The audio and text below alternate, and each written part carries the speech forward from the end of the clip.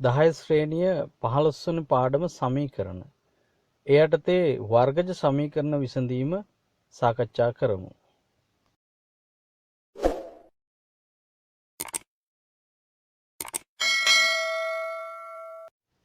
A සහ B කියන සංඛ්‍යා දෙකේ ගුණිතය බිඳුවට සමාන කර ගනිමු.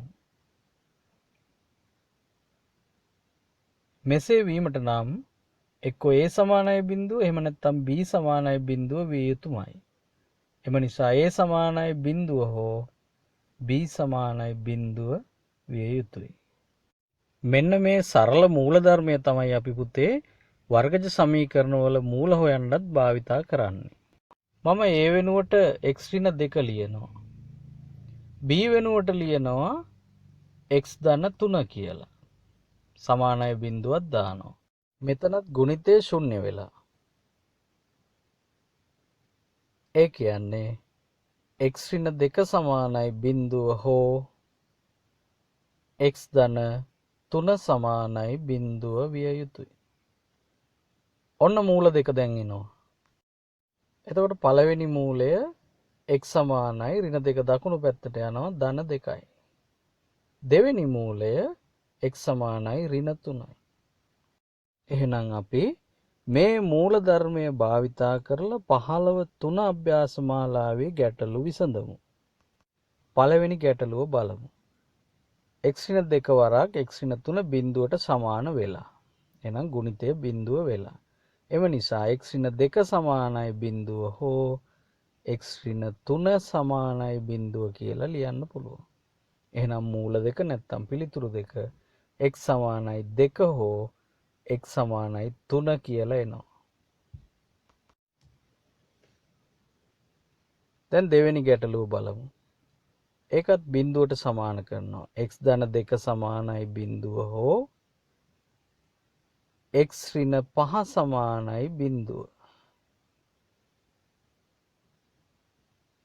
පළවෙනි මූලය x සමානයි ඍණ 2යි. හෝ දෙවෙනි එක x සමානයි ධන 5යි. දැන් තුන්වෙනි ගැටලුව. x ඍණ 4 සමානයි බිඳුව හෝ x ඍණ 4 සමානයි බිඳුව. පද සමානයි එහෙනම් මූලත් සමාන වෙනවා.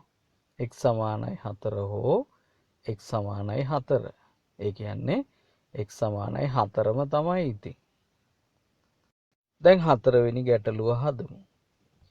x ඍණ 1 සමානයි බිඳුව හෝ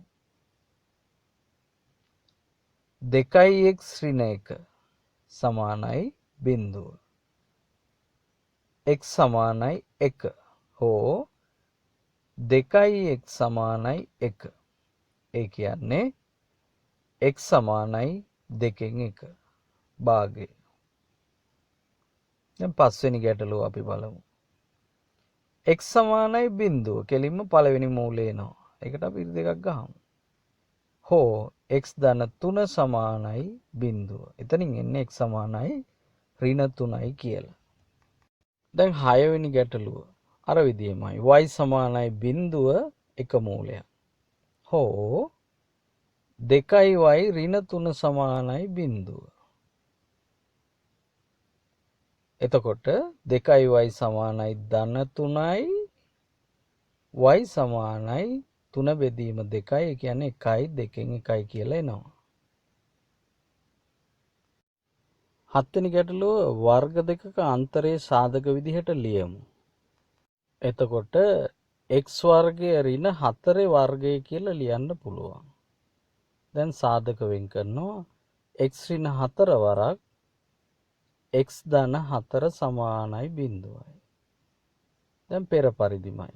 x ඍණ 4 සමානයි බිඳුව හෝ x ධන 4 සමානයි බිඳුව. එහෙනම් මූල දෙක එනවා x සමානයි 4 හෝ x සමානයි ඍණ 4 කියලා. අටවෙනි ගැටලුව වර්ග දෙකක අන්තරයේ විදිහට ලියනවා. 2x ඍණ 1 2x ධන 1 කියලායි එන්නේ. 4 කියන්නේ 2 වර්ගයනේ. ඍණ 1 කියන්නේ 1 වර්ගය කියලා ලියන්න පුළුවන්. එහෙනම් 2x ඍණ 1 සමානයි බිඳුව හෝ දෙකයි x ධන 1 සමානයි බිඳුව. මේකෙන් එනවා 2x සමානයි 1යි ඒ කියන්නේ x සමානයි භාගයයි කියලා. ඊළඟ මූලය එනවා 2x සමානයි ඍණ 1යි x සමානයි ඍණ භාගයයි කියලා. 9 වෙනි ගැටලුවේ සියලු පද 9න් බෙදෙනවා. ඒ නිසා මුලින්ම 9න් බෙදලා තමයි අපි පටන් ගන්නෙ. එතකොට ලියන්න පුළුවන් x වර්ගයේ ඍණ 3x සමානයි බිඳුවයි කියලා. දැන් පොදු සාධකයක් විදිහට x එළියට ගත්තාම x වරක් x ඍණ 3 සමානයි බිඳුව කියලා එනවා. එහෙනම් x සමානයි බිඳුව හෝ ඔන්න පළවෙනි පිළිතුර ආවා x ඍණ 3 සමානයි බිඳුව. ඒ කියන්නේ x සමානයි 3යි. 8 වෙනි ගැටලුව 36 වරක් 1 36යි. ගුණිතය 36 වීමටත් එකතුව 15 වීමටත් සාධක කඩා ගන්නවා. x වර්ගය ධන 12x ධන 3x ධන 36. එහෙමයි ලියන්නේ. පළවෙනි දෙකේ x පොදු සාධකය x ධන 12. ඊළඟ දෙකේ ධන 3 තමයි සාධකය x ධන 12. එහෙනම් අපිට සාධක දෙක ලියවෙනවා එකක් x ධන 12 අනික x ධන 3 කියලා. දැන් වෙන වෙනම බිඳුවට සමාන කරනවා. x ධන 12 සමානයි බිඳුව හෝ x ධන 3 සමානයි බිඳුව.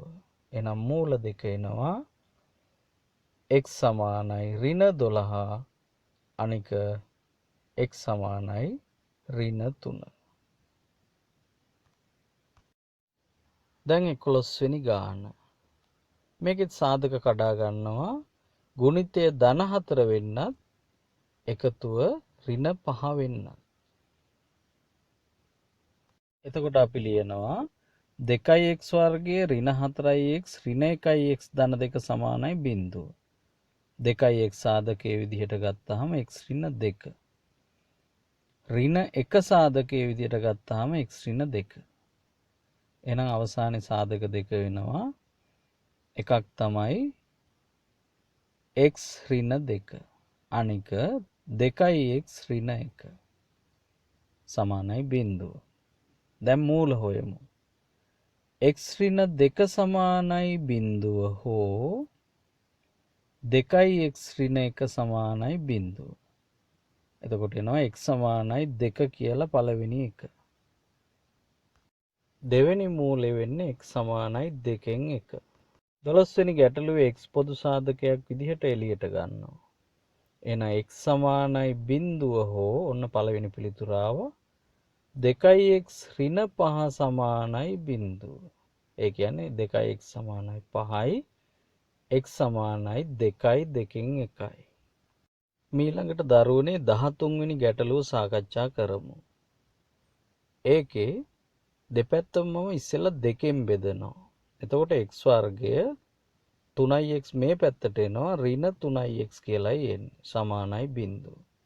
දැන් x පොදු සාධකයක් වෙලා එළියට එනවා. x වරක් x ඍණ 3 සමානයි බිඳුව. x සමානයි බිඳුව හෝ ඔන්න පළවෙනි පිළිතුර x ඍණ 3 සමානයි බිඳුව. x සමානයි 3යි. 14 වෙනි ගැටලුව වර්ග දෙකක අන්තරයමයි යන්නේ. x වර්ගයේ ඍණ 5 වර්ගය සමානයි බිඳුව කියලා ලියනවා. x ඍණ 5 x ධන 5. එහෙනම් x ඍණ 5 සමානයි බිඳුව හෝ x ධන 5 සමානයි බිඳුව. x සමානයි 5 අනිත් එක x සමානයි ඍණ 5. ඔව් දරුවනේ 15 වෙනි ගැටලුවත් වර්ග දෙකක අන්තරයේ විදිහටමයි ගන්නෙ. එතකොට 16 ගන්න වෙනවා 4 වර්ගය කියලා. එතකොට ඔබ දන්නවා 4 වර්ගය මේ පැත්තට නැත්නම් වම් පැත්තට එනකොට ඍණ 4 වර්ගය වෙනවා. එතකොට අපි x ධන 3 වර්ගය ඍණ 4 වර්ගය සමානයි බිඳුව කියලායි දාන්නේ. ඔව් දැන් x ධන 3 ඍණ 4 ඒ කියන්නේ x ඍණ 1යි. x ධන 3 ධන 4 ඒ කියන්නේ x ධන 7යි. ඔන්න සාධක වෙන් වෙනවා. x ඍණ 1 සමානයි බිඳුව හෝ x ධන 7 සමානයි බිඳුව. x සමානයි 1 x සමානයි ඍණ 7. 16 වෙනි ගැටලුව. දකුණු පැත්තේ පද දෙක වම් පැත්තට ගේන්න ඕනේ. එතකොට x වර්ගය ඍණ 9x ඍණ 36. ඍණ 36 කියලායි දාන්න වෙන්නේ. සමානයි බිඳුව. සාධක කඩනවා. ගුණිතය ඍණ 36 වෙන්නත් එකතුව හෝ වෙනස ඍණ 9 වෙන්නත්. එන x වර්ගයේ ඍණ 12x ධන 3x ඍණ 36 සමානයි බිඳුව. පළවෙනි සාධකයේ x ගන්නවා එළියට. එතකොට x ඍණ 12 කියලා එනවා. ඊළඟට ධන 3 සාධකයේ විදියට ගත්තාම නැවත සැරයක් x ඍණ 12. එහෙනම් සාධක දෙක x ඍණ 12 වරක් x ධන 3 සමානයි බිඳුව. x ඍණ 12 සමානයි බිඳුව හෝ විට කියලා ලියන්නත් පුළුවන්. x ධන 3 සමානයි බිඳුව. x සමානයි 12 x සමානයි ඍණ 3. 17 වෙනි ගැටලුව හරිම සරලයි. දෙපැත්තෙම වර්ගමූල ගමු. එතකොට ලියන්න පුළුවන් 2x ඍණ 3 සමානයි බිඳුවයි කියලා.